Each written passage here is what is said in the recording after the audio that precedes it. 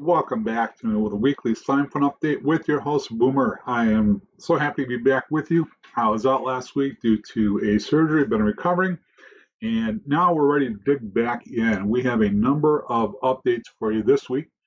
First and foremost, global warming has now been updated for 118 and has a configurable biomes.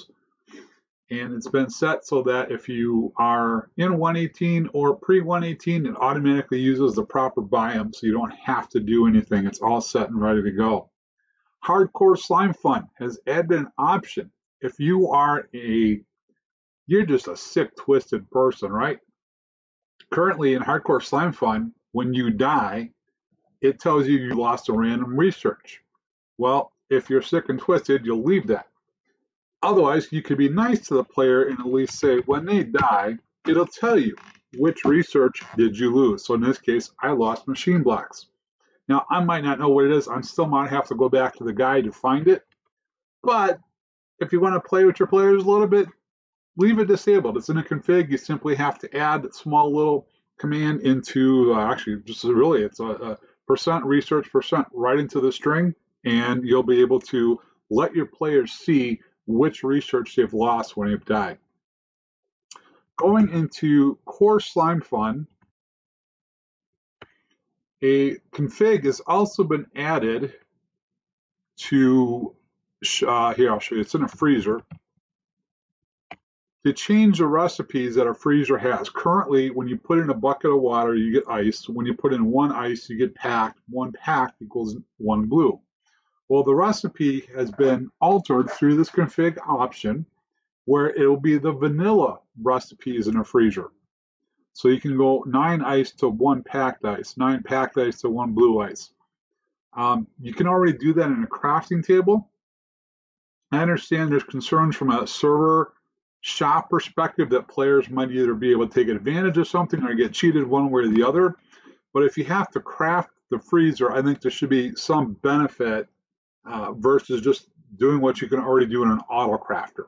But that configuration option is there should you like to use it. All right, Galactifun, if you don't already know, support for 118 has been restored, as have craters have been added within the game.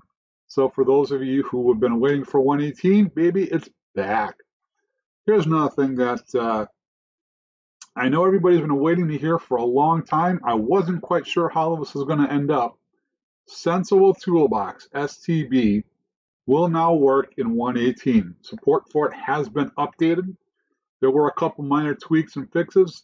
Now, we know there's still some issues to be worked out, so continue to report them on the bug tracker. And finally, we're going to go back into Fowl's Amplifications, as he has been busy. He has got to be a PvP hero simply because of the sheer amount of PvE sticks that are in here, as well as all the new staffs. We have 6 new staffs that have been added. We have the staff of invulnerability. When I first heard that, I said, come on, really?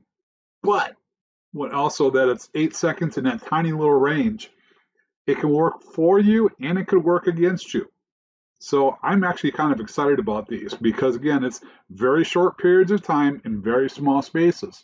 So while you're stuck in that one space for 8 seconds trying to recoup, your enemies can get ready to attack you. And the moment that lays off, man, you're going to get it. But I like the idea. Staff of Explosion. Right-click a target block to yield an explosion causing damage. So you want to blow up some blocks, maybe you do like a spleef, right, where you hit right on the block they're standing on, have the blocks disappear and go after them, be cool. Staff of Muster. Right-click a target block to teleport entities within a 50-block radius. I'll tell you, if I'm ever in a battle of a master mob siege, that might be something I want to definitely do. All right, Staff of Awareness. Right-click to receive information regarding the nearest players around a 50-block radius.